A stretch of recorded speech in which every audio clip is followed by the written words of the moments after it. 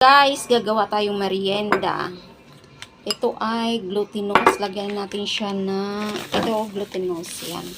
Glutinous yan mga beshi. Gawin natin siyang dough. Lagyan natin siya ng milk. Para may lasa naman natin ginagawa.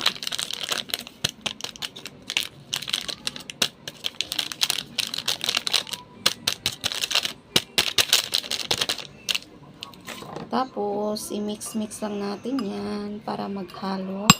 Tsaka konting sugar kasi mamaya sugar din ang pang-ano natin dyan. Konti lang. Ito ay maligamgam na tubig. Okay. Dandahan lang kasi gawin natin siyang dough. Dandahan lang yung water.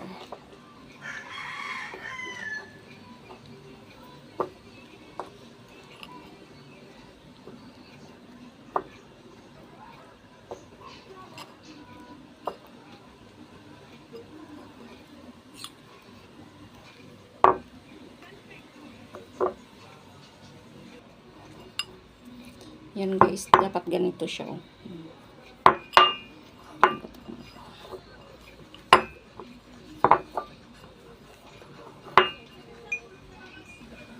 Tapos, ganyan lang natin siya guys.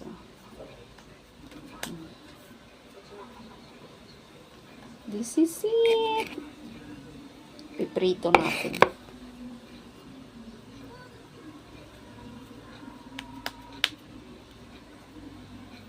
Masarap ito mga bishi.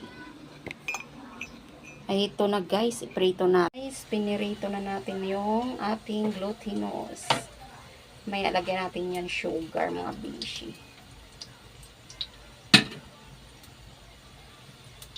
Kailangan mag-brown.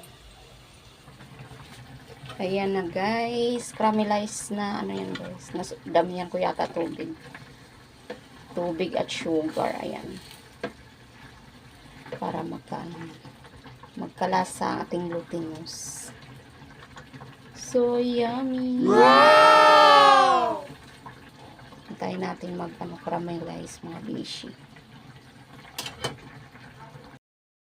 Guys, luto na ang ating glutinous with milk.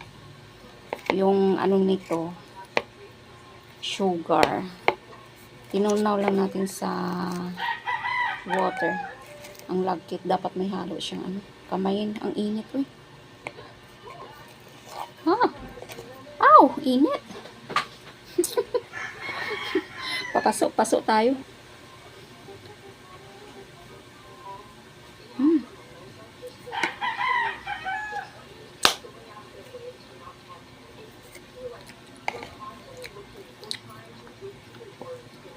Ang sarap kainin yung nga lang mainit. Subo na lang lahat. Sarap din to lagyan ng ano, munggo. May palaman mo.